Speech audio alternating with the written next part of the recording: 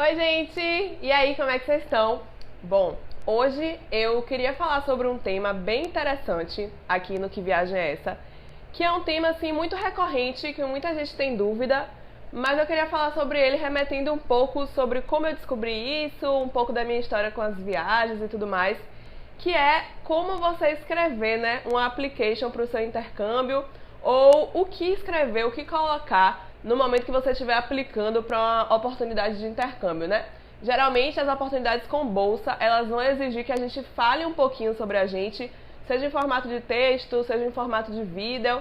E aí muita gente tem dúvida do que falar, né? Quais pontos da trajetória você deve focar, ou existe algum modelo de resposta certa, algum tipo de coisa pré-pronta que a gente possa usar. E, gente, eu queria começar dizendo que muita gente no mundo, de um modo geral, não se conhece. Ponto. Isso é um fato.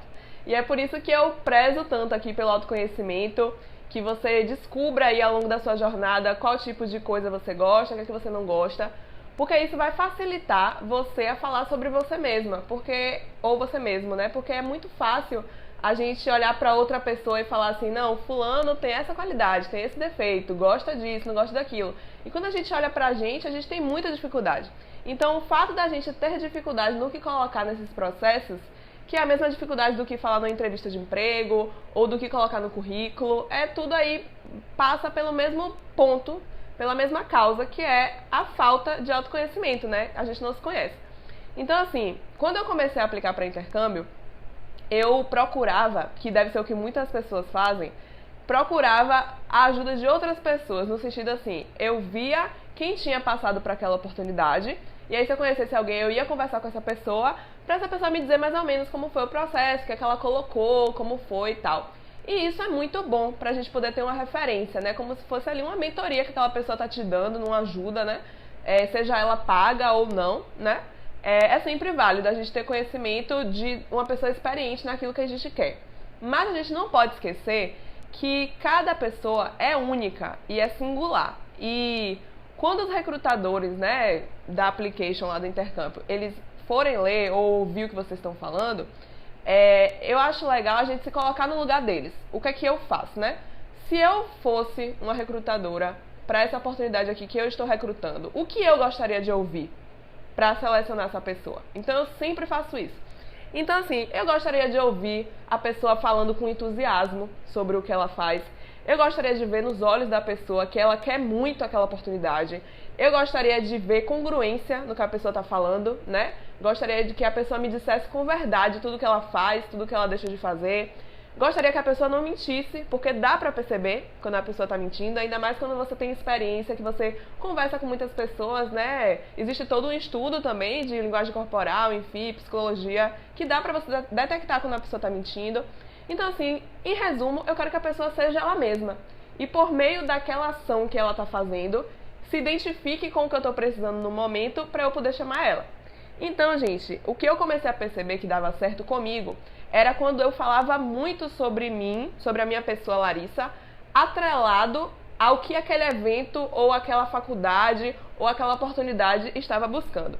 Então, uma coisa que eu faço muito é abrir o site da oportunidade que eu quero e estudar tudo desse site. Por exemplo, se for um evento, quais são os temas que vão ser debatidos nesse evento, qual é o público desse evento, sobre o que é que eles vão falar nesse evento. Eu leio muito também as perguntas frequentes, quais são os tipos de dúvida que eles costumam responder, como que eles pretendem fazer a seleção, quais vão ser os critérios de seleção. E aí, com base nisso, nesse estudo completo que eu faço, eu vejo na minha trajetória quais são os pontos que dão match com isso, sabe? Então a pergunta, por exemplo, que muitos fazem é: por que você quer fazer parte disso? Gente, cortou meu vídeo, que loucura. Esse é um vídeo sem corte, sem edição, mas o celular interrompeu. Mas continuando, por que você quer fazer parte disso, desse evento, dessa universidade, dessa oportunidade? E aí eu busco na minha trajetória quais são os pontos que tem a ver com aquilo. E aí eu faço esse match, né, como eu disse antes. Então, por exemplo, se alguém te pergunta por que você quer ser um médico, a pessoa vai falar aquilo, vai falar a história dela, né? Quando é uma coisa que a pessoa quer muito, quer nossa, incessantemente os olhos dela vão brilhar pra falar aquilo, entendeu? Se a pessoa quer ser médico só pra ganhar dinheiro, por exemplo, ela vai falar de um jeito mais tanto faz, sabe? Quando você tá aplicando pra uma bolsa de intercâmbio, não é tanto faz.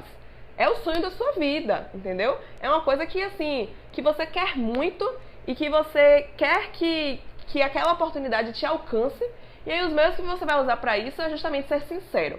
Então, gente, o que eu faço, como eu falei, primeiro é esse estudo completo do evento e depois relacionar aquilo com a minha história. E colocar aquele evento, ou aquela faculdade, ou aquela oportunidade como um ponto central para eu conseguir aquilo que eu quero, para eu chegar do ponto A até o ponto B.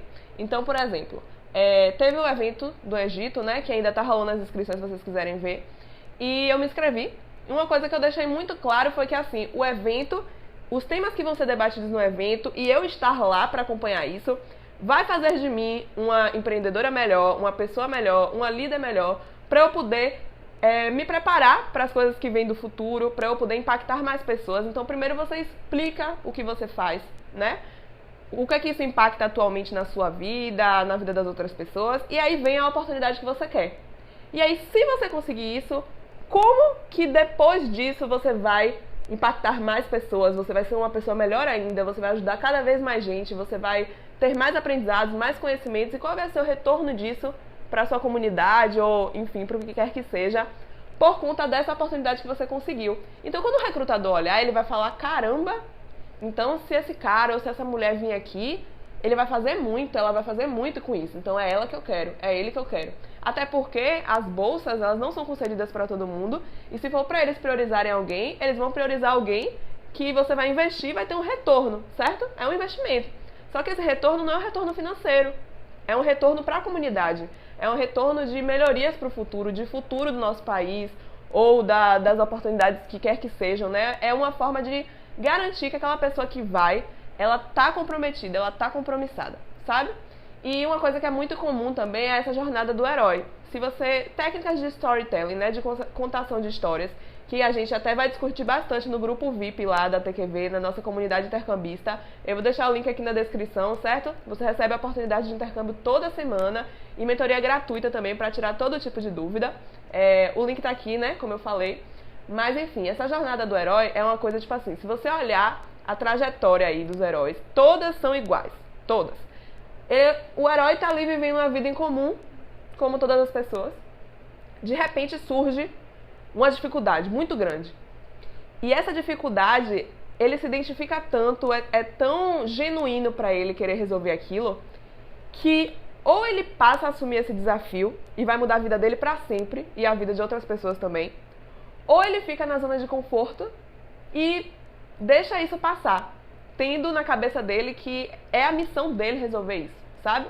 E aí o herói embarca nesse desafio, passa por diversos percalços, diversas dificuldades, diversos desafios pelo caminho que ele escolheu, mas no final sempre compensa, né? Sempre compensa a escolha dele, as dificuldades que ele passou, o risco que ele teve, as pessoas que ele perdeu no caminho, sempre compensa pelos aprendizados da trajetória.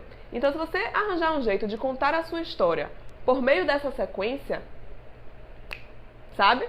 Vai ser um outro impacto que você vai ter, sabe? Mas aí são técnicas de storytelling que a gente pode discutir lá no grupo, né? Na comunidade intercambista. Mas é isso que eu queria falar pra vocês, dicas gerais aí, coisas que eu uso na minha trajetória.